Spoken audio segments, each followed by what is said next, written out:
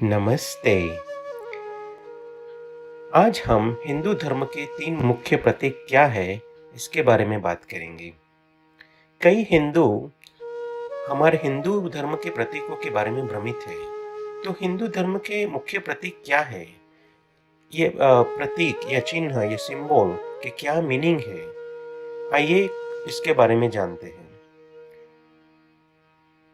संस्कृत भाषा में मूल शब्द है प्रति, जिसका मतलब होता है किसी वस्तु या व्यक्ति की ओर जाना। प्रति शब्द से हमें 2 शब्द प्राप्त होते हैं, प्रतीक और प्रतिमा। प्रतीक शब्द का अर्थ है कि एक सिंबल, एक चिन्ह जो मेरे मन को कुछ विचारों या वस्तुओं की ओर ले जाएगा। उदाहरण के लिए रुपीस का सिंबल देख लीजिए। 100 रुपीस के आपके नोट देखते हैं तो उस पे रुपीस का चिन्ह बनाता है, तो वो हमें समझाता है कि हम 100 रुपीस के बारे में बात कर रहे हैं। उसी तरह पाउंड का सिंबल ले लीजिए, उससे हमें पता चलता है कि हम अगर 100 पाउंड लिखते हैं तो 100 पाउंड के बारे में बात करते हैं, ये पता चलता है। दूसरा शब्द है प्रतिमा।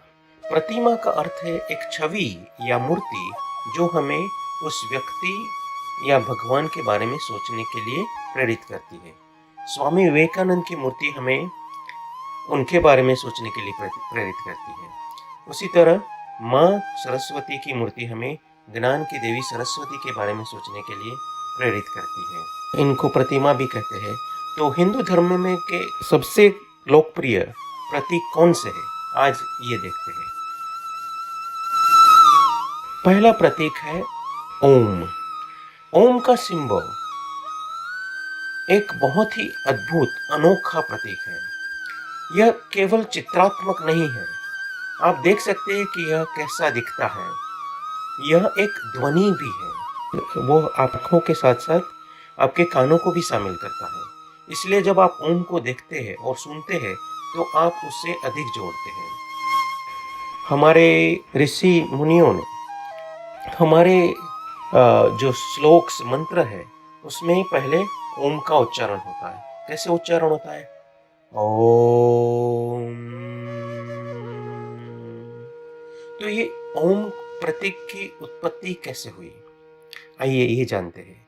ओम प्रतीक हिंदुओं की एक समिति द्वारा निर्मित किया गया नहीं था। यह गहनतम ध्यान में हमारे ऋषियों ने एक कंपन, एक ध्वनि का अनुभव किया। उन्होंने अनुभव किया जब आप गहरे ध्यान में जाते हैं, समाधि में लीन हो जाते, तो आपको लगता है कि पूरे ब्रह्मांड में एक कंपन है, एक ध्वनि है, और गहन ध्यान में यह कंपन कानों से नहीं सुन सकते क्योंकि कान तो आपके बंद हो जाते हैं, बल्कि समाधि में इसका अनुभव होता है। जब वे ध्यान से बाहर आए, ऐसे समाधि से बाहर आए, उन्होंने इस ध्वनि को अभिव्यक्ति देने की कोशिश की, तो ओम का सिंबल अस्तित्व में आया। इसकी खोज केवल एक ऋषि ने नहीं की थी, मगर कई ऋषियों ने इस बात से सहमत हुए थे कि जब गहन ध्यान में उन्होंने महसूस किया कि पूरा ब्रह्मांड में एक ध्वनि है जो पूरे ब्रह्मांड का कंपन कर रहा है, और वो सभी इस बात पे सहमत थे कि वह सिंबल, वह ध्वनि ओम है। आधुनिक विज्ञान भी ब्रह्मांड में एक कंपन के बारे में बात कर रहा है। वह एक पृष्ठभूमि का कंपन है, इसलिए वे कहते हैं कि हम एक कंपन सुनते हैं जो ओम की तरह लगता है, क्योंकि मौखिक रूप से यदि आप मौखिक अभिव्यक्ति देने की कोशिश करें तो यह ओम जैसा लगता है। इसलिए यह हिंदुओं का सबसे लोकप्रिय, सबसे अधिक प्रतीक है, और बहुत सारे हमारे श्लोक मंत्र में ओम का उच्चारण पहले किया जाता है, उसके बाद में बाकी शब्द आते हैं। हिंदू धर्म में उपयोग करने वाला दूसरा प्रतीक है स्वस्तिक। आपने स्वस्तिक की छवि देखी होगी, जैसे कि इसके बीच में 4 भुजाएं और छोटे बिंदु है। और यह स्वस्तिक चिन्ह क्या है? स्वस्तिक संस्कृत मूल शब्द स्वस्ति से आया है, जिसका अर्थ है शुभता लाना, अच्छाई लाना।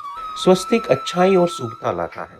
तो विचार यह है कि आइए हम ध्यान केंद्रित करें और दुनिया के चारों कोनों से अच्छी चीजें, शुभता और सौभाग्य लाने की कोशिश करे। इसलिए इसकी 4 भुजाएं हैं जो दुनिया के सभी कोनों से शुभता लाने की कोशिश कर रहे हैं। यही स्वस्तिक शब्द का वास्तविक अर्थ है, जो दुनिया के सभी कोनों से पवित्रता लाता है। कितना प्यारा यह विचार है। यह प्रतीक हिटलर द्वारा चुरा लिया गया था और उन्होंने नाज़ी जर्मनी में इसका उपयोग किया था। उन्होंने इसको बदल दिया था और अपने एक भयानक प्रतीक के रूप में इस्तेमाल किया था। हम हिंदू स्वस्तिक को हिटलर के स्वस्तिक से कैसे अलग कर सकते हैं? यह बहुत सरल है। हिंदू स्वस्तिक हमेशा ही या तो नारंगी रंग का होगा, जैसे सूरज का रंग होता है, उगते सूरज की रोशनी से भरा होता है, या कभी-कभी लाल होता है। तो आप बहुत शानदार उज्जवल कहते हैं।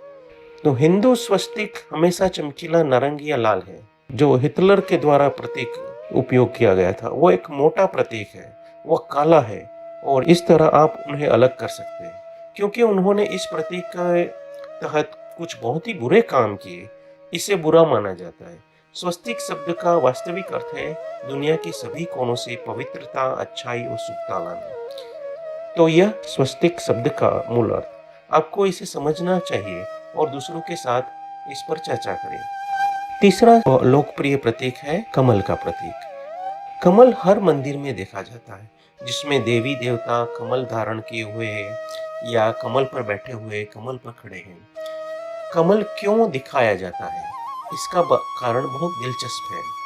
कमल बहुत कीचड़ भरे स्थानों में, जैसे झीलों या तालाबों में उगता है। परिवेश खराब होने पर भी जहाँ कमल उगते हैं, वहाँ सुंदर कमल निकलता है। यह पूर्णता दर्शाता है। इसमें कोई दोष नहीं है। यह सभी अराजकता से के बीच में पूर्ण सौंदर्य है। तो आध्यात्मिकता का विचार भले ही हम खुद को एक गड़बड़ी में पाते हैं। आप जानते हैं कि हम इस मानवीय स्थिति में हमारा जीवन कितना कठिन और चुनौतीपूर्ण है, लेकिन हमारे भीतर कुछ ऐसा खास, अद्भुत, शुद्ध है जो कमल की पवित्रता की तरह खुद को प्रकट करने की कोशिश कर रहा है। यही कारण है कि कमल हमारी आंतरिक सुंदरता, पवित्रता और पूर्णता का प्रतीक है। यह हिंदू धर्म के 3 मुख्य प्रतीक हैं: ओम, स्वस्तिक और कमल। ये 3 बहुत महत्वपूर्ण है और हिंदू धर्म के मुख्य प्रतीक है। ओम यह वह ध्वनि है जिससे पूरा ब्रह्मांड कंपन कर रहा है। स्वस्तिक सभी दिशाओं के से पवित्रता और अच्छाई लाने का प्रतीक है। अंत में कमल सुंदरता और पूर्णता के लिए प्रयास करना और सांसारिक मामलों से प्रभावित नहीं होने का सिखाता है। Thank you. और भी सवालों के जवाब पाने के लिए सब्सक्राइब करना ना भूलें और अपने धर्म की सुंदरता को और लोगों तक पहुंचाने के लिए शेयर ज़रूर करें।